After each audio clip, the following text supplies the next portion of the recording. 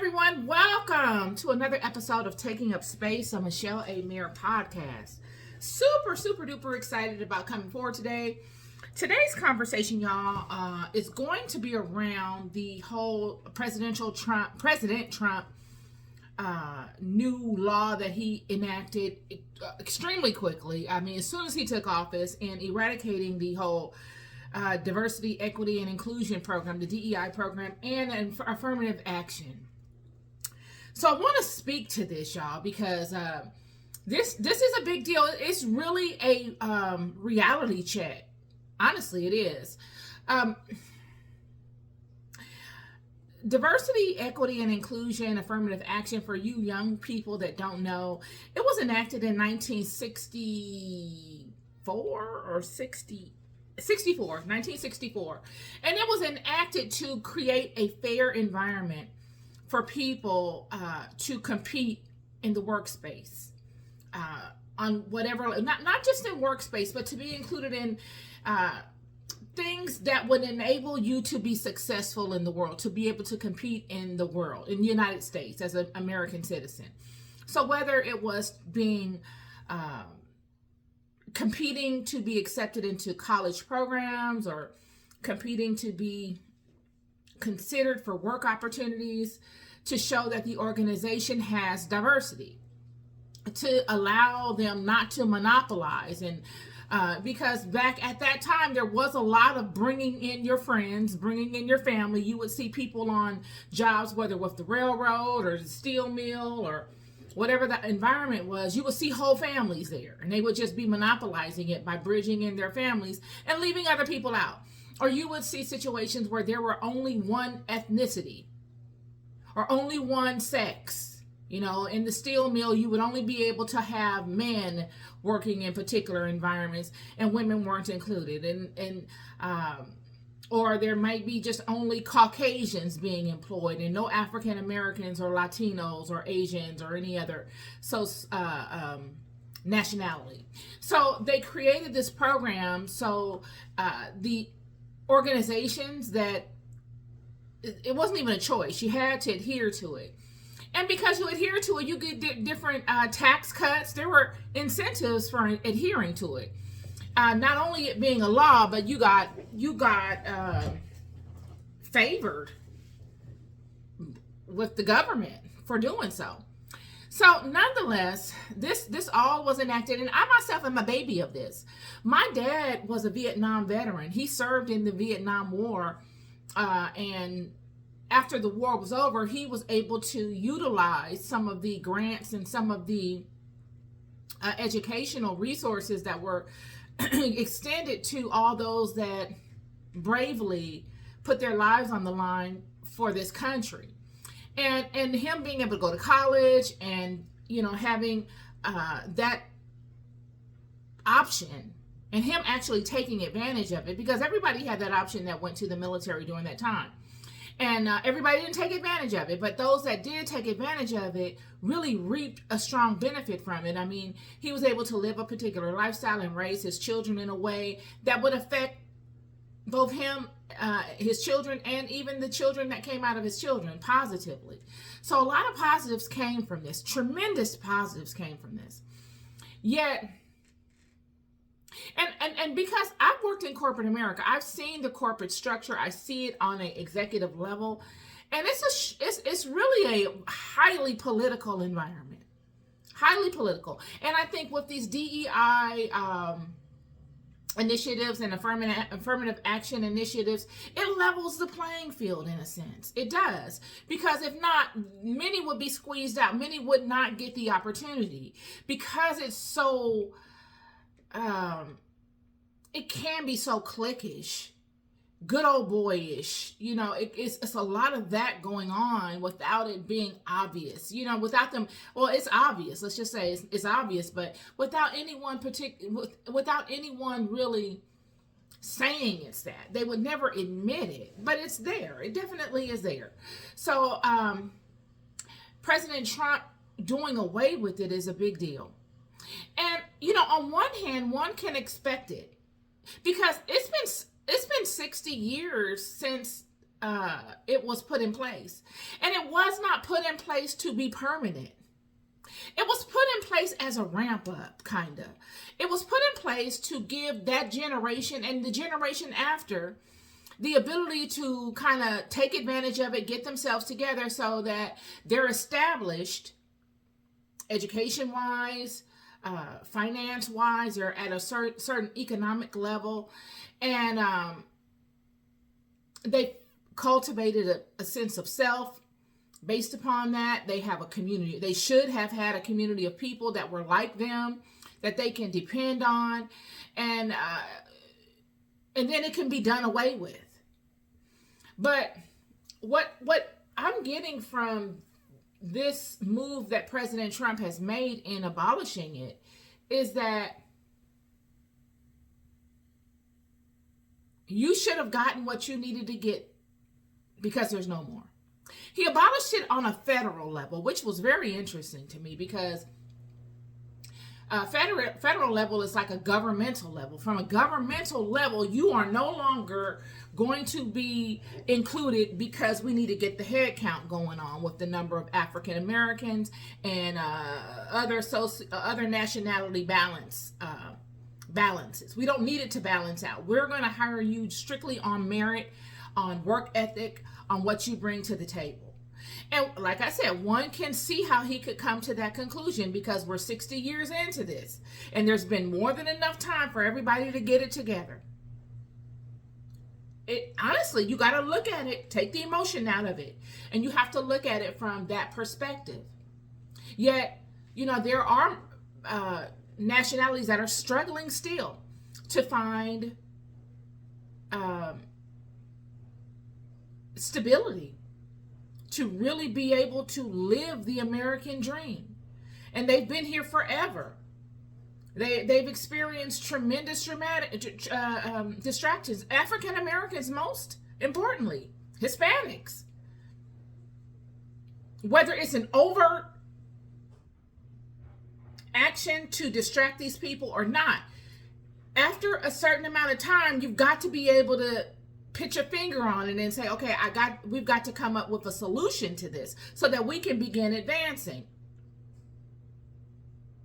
But we, as a country and as a nationality of people, have been standing in front of mountains for far too long, y'all.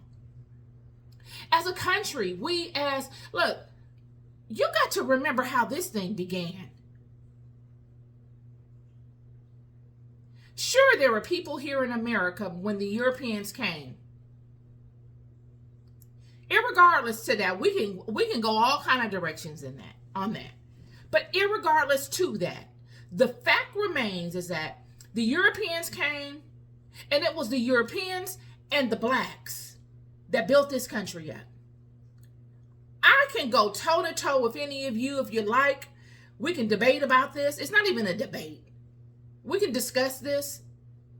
The black population and the European and the white population built America.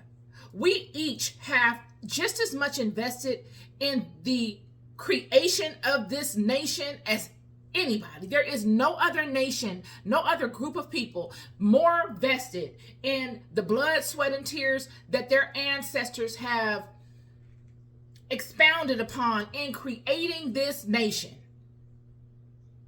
Yet we have this huge divide still. It's a huge divide still. And if anything were to happen to this place, the whites could go to Europe and they would not receive the same type of treatment that they get here in America. The blacks can go to Africa and they would not get the same type of treatment that they get here in America. It wouldn't be better. It wouldn't even be like, oh yeah, the whites leave America and they're going to go to Europe and they're going to have a better opportunity. They're going to have all the resources that were created here in America. They're going to have all the rights as a citizen of America in Europe or wherever they decide to go. Neither would it be any black that leaves America and goes to Africa or wherever they decide to go to. Could they not ever receive the same benefits that are created here in America to support them? They would not be able to receive the same type of benefits of being an American citizen in Africa. So we are closer than we think. And it just boggles my mind as to why we are still standing in front of these mountains for so long.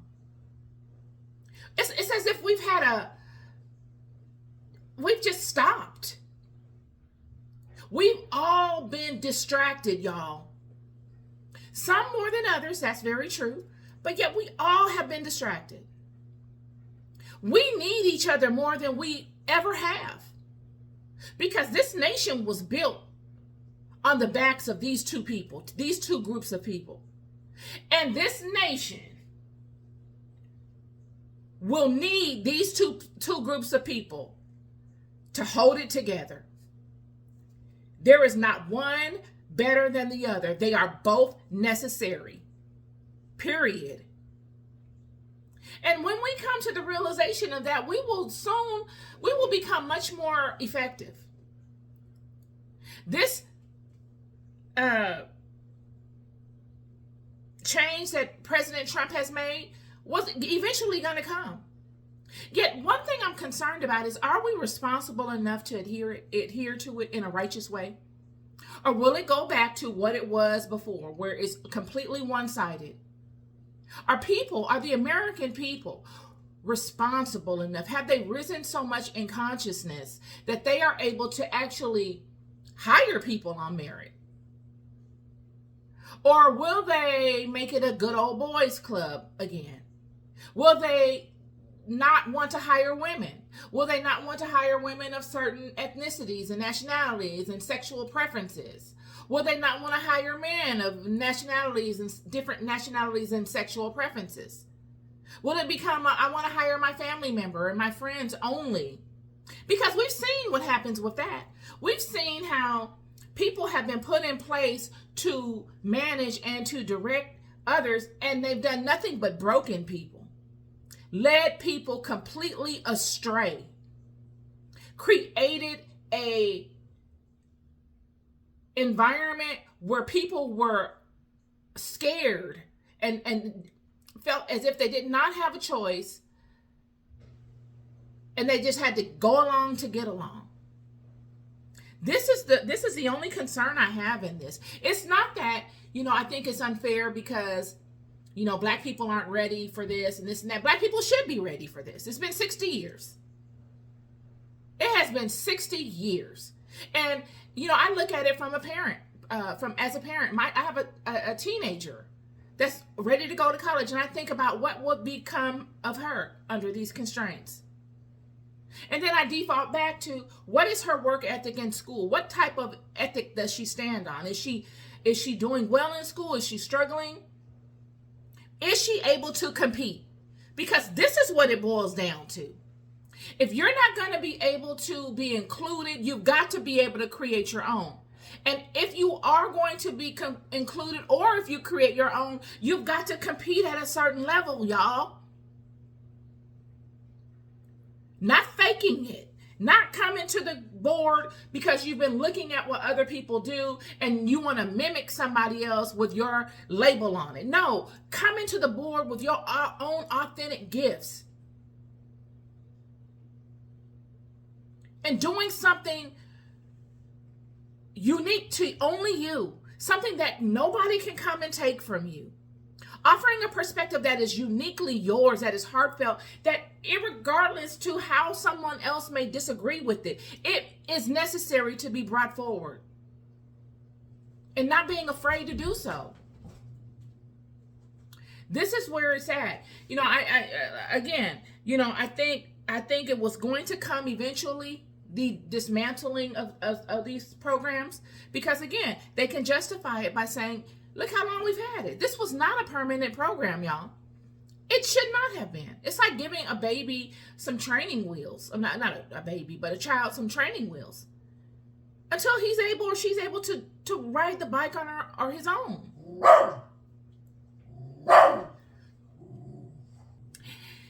Yet, the only thing that I really am concerned about is that it was done on a federal level. So, the governmental level, the level where you are in a position to either support those that make decisions or in a position to make decisions in general. It's interesting.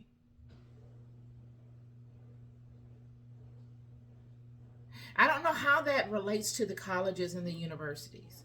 But moving forward, y'all, we got to, with this change, it is a situation where we've got to compete at the highest level. Everybody must compete. And if you don't compete at the highest level, you'll be left behind.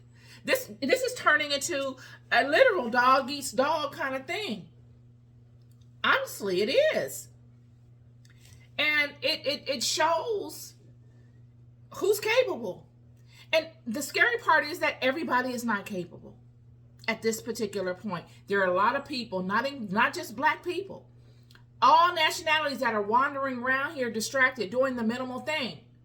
They're distracted. They're not tapping in. They're not doing what they feel, what they know that they could do. And believe me, I understand, because I myself have been distracted and get distracted. The enemy will throw things at you to keep you in a perpetual state of distraction. And the ones that sit up and judge others for being so will eventually see what it's like. None of us come into this world to fail. You'll never be able to convince me of it. Yet a lot of times we become complacent, we become careless, we become relaxed in the distraction. And this may be a wake-up call to that. I don't know, but this is my take on it. Tell me your thoughts on it. I'd love to hear it. We're loved more than we'll ever know, y'all. I'm telling you, there is a hand in control of this. You've got to know you've got some power in you. If you don't know anything else, there's no need to fret. There's no need to fear.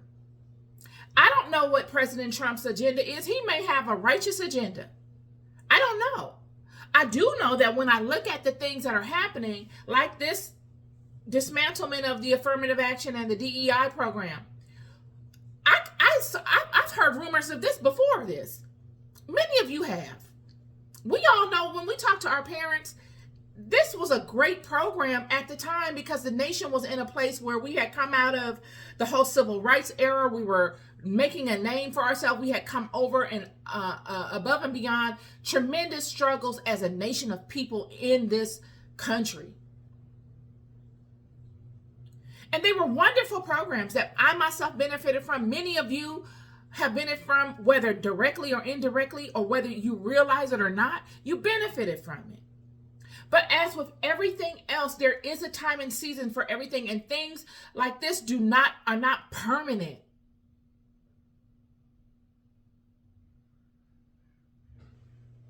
So now that they're gone, we must prepare ourselves. We must become competent in whatever capacity we are competent in. And let that feed you. But in order for it to feed you, friend, you got to have a strong relationship with God. There's no other way. And I know many of you will wander around trying to find another way, but I'm here to tell you, you're wasting time. Your relationship with God is like your abracadabra.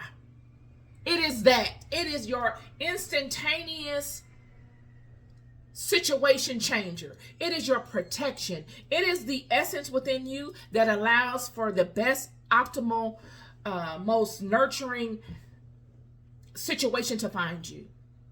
It's your spiritual blanket. And just like God promised Abraham and spoke to him about all those that would come out of him, the nation that of people that would come out of him, and how blessed they would be. That is your birthright. You've got to stand in that, and you've got to let that lead your life. Stop letting all this insignificant stuff lead your life. Stop speaking of God in a way that you are manipulating the power of God for your own personal gain or to justify your own personal narrative on your brethren and sistren. And you're not getting anywhere. Use the power of God to uplift one another. Use the power of God to shine forth your light in your own unique way so that somebody else is benefited from it, has benefited from it, you all. These are my words of encouragement for you today. I just wanted to come on with this. It's how you look at your situations. At this leg of the game, we are supposed to be capable. This is what this is telling me. This whole rollout that President Trump has rolled out, he's saying at this point in the game, you're supposed to be capable. And if you're not, you need to start getting capable. And it's going to be some time for you to get there. But that's what you need to do.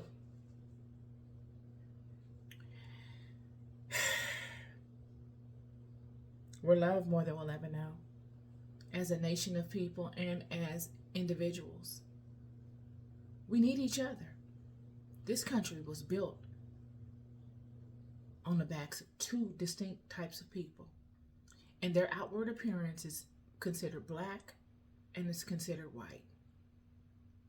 There were many that came from other nations and that helped with the building of this nation. And it will be all those people that built this that built this nation up to the greatness that it was at.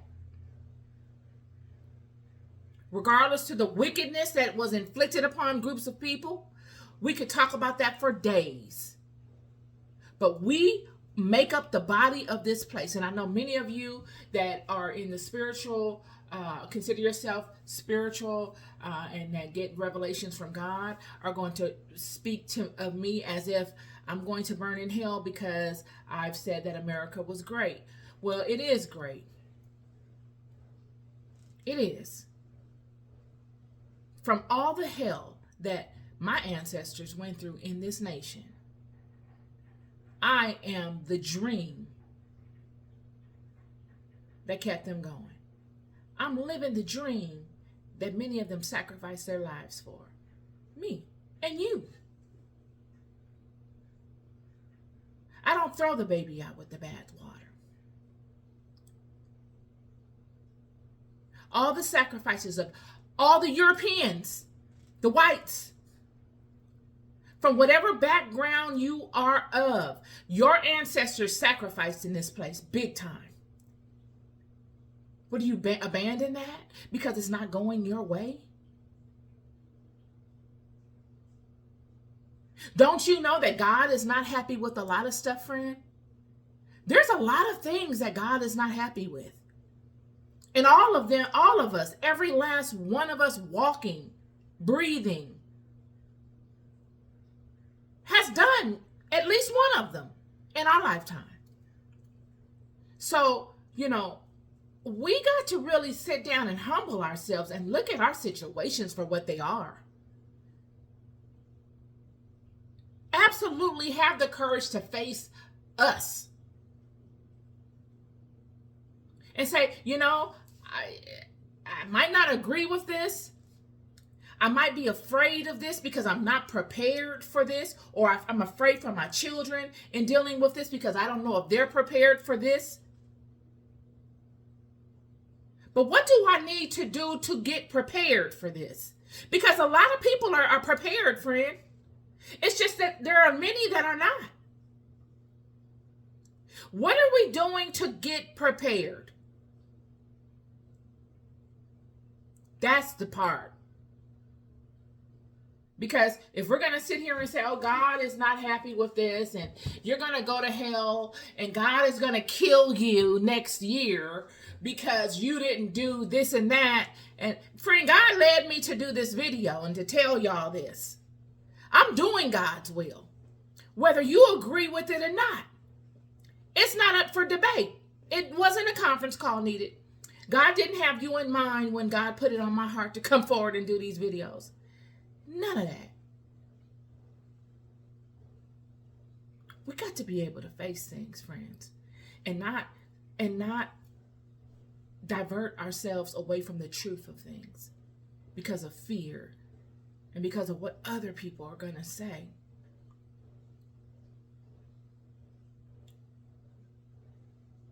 Period. Did God, when he led the children out of Egypt, who didn't really want to go? We want to make it seem like these children was wanting to go. They kept wanting to go back. That's why I say in my Bible studies, man, hats off to Moses, because Moses was you talk about a leader. How did he convince them people to leave? You know that was a hard job. And he stuttered. He stuttered. He was very tall. And he is convincing these rambunctious people to give up everything and go out on faith, on a promise. These same people that when he took up for them and sacrificed all the luxuries that he was experiencing in Pharaoh's house by taking up for them, the very next day they came upon him and said, "Oh, what you gonna do to me? What you did to the guy you killed, unalived?" These people don't care about your status. These are some stiff-necked people. And if nobody knows it, God knows it. Yet God did not condemn these people. These are the same people. God didn't condemn them. God showed so much grace and mercy with these people. All of your brethren and sisters, all of our ancestors, God shows so much grace and patience and mercy with. And even when Pharaoh's army came against them, it wasn't as if the Egyptian people were unalived. It was just those that were looking to attack the children. It wasn't as if God destroyed all the citizens of Egypt. God didn't destroy the normal people, the normal citizens, the normal inhabitants of Egypt. God broke down Egypt's governmental body. God broke down Egypt's spiritual system. So why would God come upon America? And I just need to bring this up here because I've been pondering this. Why would God come upon America and the state of the American people, whether black, whether white, whatever your nationality is, knowing all the confusion that the children are under, knowing the hearts of the children? Because the people's hearts are good. You cannot convince me that the world is wicked and everybody's heart is all terrible and this and that. You can't convince me of that. I believe that the children have been misled and they are wandering like sheep with no direction. They are looking for truth. They want to do the right thing, but they don't know how to connect it. They don't know what the right thing is sometimes. So they follow the wrong things thinking it's the right thing. Like Paul. Followed the wrong thing with emotion, passion. He thought he was doing the right thing. And I'm having to rethink Paul. Like, I've been really meditating on this. I was big mad with Paul, y'all. Big mad with Paul. But I'm really looking at Paul like, wow. And if that was the case, you know, when we look at these situations where people are being turned and being told something that's not true or being led in a direction that they shouldn't go and they don't know that they shouldn't go in, but they're thinking they're doing the right thing. God has compassion for them people. I truly believe it. It's going to be interesting how this thing goes. I don't have all the answers, but I surely have a love for knowledge, and I have a love for spirit, and I have a love for people. We all in this thing together, y'all, whether we like it or not. So we need to really invest our time in sharing our experiences and our knowledge so that we could figure this thing out without any particular agenda. Just some words on this. Hope you're having a wonderful day. Be good to yourselves. We're all in this thing together, regardless to our own selfish desires, needs, or whatever. Keep going. Peace and love.